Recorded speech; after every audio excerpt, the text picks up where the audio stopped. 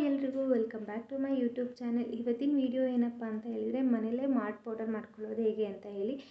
ನಿಮಗೆ ಈ malt powder ಮಾಡ್ಕೊಳ್ಳೋದ್ರಿಂದ ಏನು ಉಪಯೋಗಪ್ಪ ಅಂತಂದ್ರೆ, ನಿಮಗೆ ಮಾರ್ನಿಂಗ್ ಟಿಫನ್ ಲೇಟ್ ಆಯಿತು ಅಂತ ಹೇಳಿದರೆ ಇದರಲ್ಲಿ ಒಂದು ಗ್ಲಾಸ್ ಗಂಜಿ ಮಾಡ್ಕೊಂಡು ಕುಡಿದ್ರೆ ಹೊಟ್ಟೆ ಫಿಲ್ ಆಗುತ್ತೆ. ನಿಧಾನಕ್ಕೆ ಟಿಫನ್ ಮಾಡ್ಕೊಬೋದು. ಇದರಲ್ಲಿ ಮುದ್ದೆ ಕೂಡ ಮಾಡ್ಕೊಬೋದು. ಆ್ಯಂಡ್ ಏನಪ್ಪ ಅಂತಂದರೆ ಡಯಟ್ ಪ್ಲ್ಯಾನ್ ಮಾಡ್ತಾ ಇರೋರು ಕೂಡ ಈ ಮಾಲ್ಟ್ ಪೌಡರ್ನ ಯೂಸ್ ಮಾಡ್ಬೋದು. ತುಂಬ ಹೆಲ್ದಿ ಆಗಿರುತ್ತೆ. ಸೊ ಒಂದ್ಸಲಿ ಹೋಗಿ ನೋಡ್ಕೊಂಡು ಬನ್ನಿ ಹೇಗೆ ಮಾಡೋದಂತ. ರಾಗಿನ ಚೆನ್ನಾಗಿ ತೊಳೆದು ಒಣಗಿಸ್ಕೊಂಡಿದ್ದೀನಿ. ಅರ್ಧ kg ರಾಗಿ ತೊಗೊಂಡಿದ್ದೀನಿ.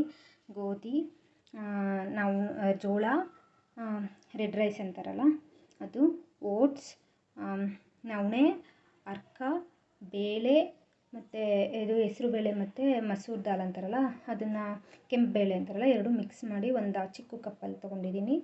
ಇದು ಬಾರ್ಲಿ ಮತ್ತು ಸಬ್ಬಕ್ಕಿ. ಇದು ಡಬಲ್ ಬೀನ್ಸ್ ಅಂತ ಹೇಳ್ತಾರೆ, ಅದೊಂದು ಸ್ಮಾಲ್ ಕಪ್ಪಲ್ಲಿ ತೊಗೊಂಡಿದ್ದೀನಿ. ಇದು ಕಡಲೆಕಾಳು, ಕಡಲೆ ಬೀಜ, ಹುರುಳಿಕಾಳು ಮತ್ತು ಮೆಂತ್ಯ ಒಂದು ಸ್ಪೂನ್ ತೊಗೊಂಡಿದ್ದೀನಿ. ಜೀರಿಗೆ, ಮೆಣಸು. ಈಗ ಪೌಡರ್ ಮಾಡ್ಕೊಳ್ಳೋದು ಹೇಗೆ ನೋಡೋಣ ಬನ್ನಿ. ಈಗ ತೊಳೆದು ಒಣಗಿಸ್ಕೊಂಡಿರೋ ಅರ್ಧ kg ರಾಗಿನ ಹುರ್ಕೋತಾ ಇದ್ದೀನಿ. ಸ್ವಲ್ಪ ರಾಗಿ ಕೆಂಪಗಾಗಿ ಗಮ್ ಅನ್ನಬೇಕು, ಅಲ್ಲಿವರೆಗೂ ಹುರ್ಕೋಬೇಕು. ನೆಕ್ಸ್ಟ್ ಇಲ್ಲಿ ಗೋಧಿ ಹಾಕ್ಕೊಂಡು ಹುರ್ಕೋತಾ ಇದ್ದೀನಿ. ಎಲ್ಲ ಸೆಪ್ರೇಟಾಗಿ, ಕ್ವಾಂಟಿಟಿ ಸ್ವಲ್ಪ ಜಾಸ್ತಿ ಇರೋದ್ರಿಂದ ಸೆಪ್ರೇಟಾಗಿ ಹುರ್ಕೊತಾ ಇದ್ದೀನಿ.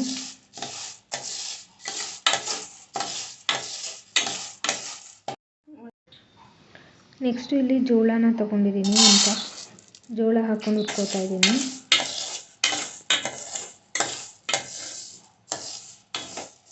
ನೆಕ್ಸ್ಟ್ ಇಲ್ಲಿ 1 ಕಪ್ ನವಣೆ ಹಾಕ್ಕೊಂಡು ಹುರ್ಕೋತಾ ಇದ್ದೀನಿ. ನವಣೆ ಸ್ವಲ್ಪ ಬಿಸಿ ಆದಮೇಲೆ ಅದಕ್ಕೇ ಅರ್ಕ ಹಾಕ್ಕೊಂಡು ಹುರ್ಕೋತಾ ಇದ್ದೀನಿ. ಇದು ಹುರ್ಕೊಂಡು ಆದಮೇಲೆ ನೆಕ್ಸ್ಟು ಕೆಂಪಕ್ಕಿ ಹಾಕ್ಕೊಂಡು ಅಥವಾ ರೆಡ್ ರೈಸ್ ಹಾಕ್ಕೊಂಡು ಹುರ್ಕೋತಾ ಇದ್ದೀನಿ. ಇದಾದಮೇಲೆ ಹುರುಳಿಕಾಳನ್ನ ಹಾಕ್ಕೊಂಡು ಹುರ್ಕೊತಾ ಇದ್ದೀನಿ. ಹುರುಳಿಕಾಳು ಸ್ವಲ್ಪ ಕೆಂಪು ಬಣ್ಣ ಬಂದು ಸ್ವಲ್ಪ ಗಮ್ ಅಂತ ಸ್ಮೆಲ್ ಬರುತ್ತೆ, ಅಲ್ಲಿವರೆಗೂ ಹುರ್ಕೋಬೇಕು. ಲೋ ಫ್ಲೇಮಲ್ಲೇ ಹುರ್ಕೊಬೇಕು, ಇಲ್ಲಾಂದರೆ ಸೀದೋಗ್ಬಿಡುತ್ತೆ. ಈಗ ಕಾಳುಗಳನ್ನ ಹುರ್ಕೋತಾ ಇದ್ದೀನಿ. ಹುರುಳಿಕಾಳು ಆದಮೇಲೆ ಹೆಸ್ರು ಕಾಳನ್ನ ಹಾಕೋತಾ ಇದ್ದೀನಿ. ಹೆಸ್ರು ಕಾಳನ್ನ ಸ್ವಲ್ಪ ಬಿಸಿ ಆದಮೇಲೆ ಅದಕ್ಕೇ ಕಡಲೆಕಾಳನ್ನ ಸೇರಿಸಿ ಹುರ್ಕೊತಾ ಇದ್ದೀನಿ.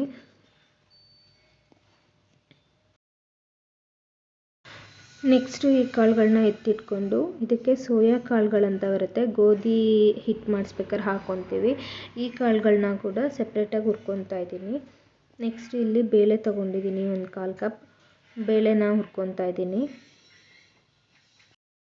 ಇಲ್ಲಿ ಸ್ವಲ್ಪ ಬೇಳೆ ಬಿಸಿ ಆಗ್ತಾ ಇದ್ದಂಗೆ ಮಸೂರ್ ದಾಲ್ ಮತ್ತು ಹೆಸರು ಬೇಳೆನ ತೊಗೊಂಡಿದ್ದೆ ಅಲ್ಲ, ಅದನ್ನು ಹುರ್ಕೊತೀನಿ.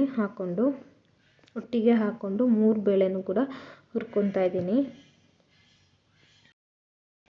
ಇದೆಲ್ಲ ಹುರ್ಕೊಂಡಾದ್ಮೇಲೆ 1/4 ಕಪ್ ಓಟ್ಸ್ ತೊಗೊಂಡು ಬಿಸಿ ಮಾಡ್ಕೊತಾ ಇದ್ದೀನಿ. ಈ ಓಟ್ಸ್ ಜೊತೆಗೇ ಕಡಲೆ ಬೀಜ ಕೂಡ ಸೇರಿಸ್ಕೊತಾ ಇದ್ದೀನಿ. ಎರಡನ್ನೂ ಸೇರಿಸಿ ಚೆನ್ನಾಗಿ ಹುರ್ಕೊಂಡಾದ್ಮೇಲೆ ಕಡಲೆ ಬೀಜ ಸ್ವಲ್ಪ ಕೆಂಪಣ್ಣ ಬರಬೇಕು, ಆ ಥರ ಹುರ್ಕೊಂಡಾದ್ಮೇಲೆ ಎತ್ತಿಟ್ಕೋಬೇಕು. ಇದೆಲ್ಲ ಆದಮೇಲೆ ಇಲ್ಲಿ ಡಬಲ್ ಬೀನ್ಸ್ ತೊಗೊಂಡಿದ್ದೆ ಅಲ್ಲ, ಆ ಡಬಲ್ ಬೀನ್ಸ್ನ ಹಾಕ್ಕೊಂಡು ಹುರ್ಕೊತಾ ಇದ್ದೀನಿ. ಇದಾದಮೇಲೆ ಬಾರ್ಲಿನ ತೊಗೊಂಡು ಹುರ್ಕೋತಾ ಇದ್ದೀನಿ. ಇದು ಸ್ವಲ್ಪ ಲಾಂಗ್ ಪ್ರೋಸೆಸ್ ಮತ್ತು ಸ್ವಲ್ಪ ಐಟಮ್ ಜಾಸ್ತಿ. ಬಟ್ ಈ ಮಾಲ್ಟ್ ಪೌಡರ್ನ ಮಾಡಿಟ್ಕೊಂಡ್ರೆ ತುಂಬ ದಿನ ನೀವು ಯೂಸ್ ಮಾಡ್ಕೊಬೋದು. ಅಟ್ಲೀಸ್ಟ್ ಇವಾಗ ನಾನು ಯೂಸ್ ಮಾಡ್ತಿರೋ ಕ್ವಾಂಟಿಟಿಲಿ ನೀವು ಮಾಡಿಕೊಂಡ್ರೆ 4 ಮಂತ್ಸ್ವರೆಗೂ ನೀವು ಯೂಸ್ ಮಾಡ್ಬೋದು. ನೆಕ್ಸ್ಟ್ ಇಲ್ಲಿ ಸಬ್ಬಕ್ಕಿ ಅಥವಾ ಸಾಬುದಾನನ ಹಾಕ್ಕೊಂಡು ಹುರ್ಕೋತಾ ಇದ್ದೀನಿ. ನಾನು ಸನ್ಫ್ಲವರ್ ಸೀಡ್ಸ್ ಮತ್ತು ಪಂಪ್ಕಿನ್ ಸೀಡ್ಸು, ಸೂರ್ಯಕಾಂತಿ ಬೀಜ ಮತ್ತು ಕುಂಬಳಕಾಯಿ ಬೀಜ ಕೂಡ ಹುರಿದು ಆ್ಯಡ್ ಮಾಡ್ಕೊತಾ ಇದ್ದೀನಿ. ನಿಮಗೆ ಇದು ಬೇಡ ಅಂತ ಹೇಳಿದ್ರೆ ಸ್ಕಿಪ್ ಮಾಡ್ಬೋದು. ಅದೇ ರೀತಿ ನಾನಿಲ್ಲಿ ಅಗಸೆ ಬೀಜ ಮತ್ತು ಚಿಯಾ ಸೀಡ್ಸ್ ಕೂಡ ತೊಗೊಂಡಿದ್ದೀನಿ. ನೆಕ್ಸ್ಟ್ ಇದಾದಮೇಲೆ 1/4 ಕಪ್ ಜೀರಿಗೆ, 1 2 ಸ್ಪೂನ್ಸಷ್ಟು ಮೆಣಸು, ಅದ್ರ ಜೊತೆಗೇ 1 2 ಸ್ಪೂನಷ್ಟು ಮೆಂತ್ಯ ಹಾಕ್ಕೊಂಡು ಹುರ್ಕೊತಾ ಇದ್ದೀನಿ.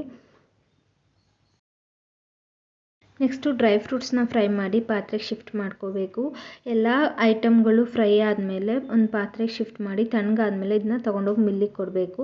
ಇಲ್ಲಿ ನಾನು ಪಾತ್ರೆ ಬಂದು ಚಿಕ್ಕದಿರೋದ್ರಿಂದ 2 ಪಾತ್ರೆ ಆಗಿದೆ.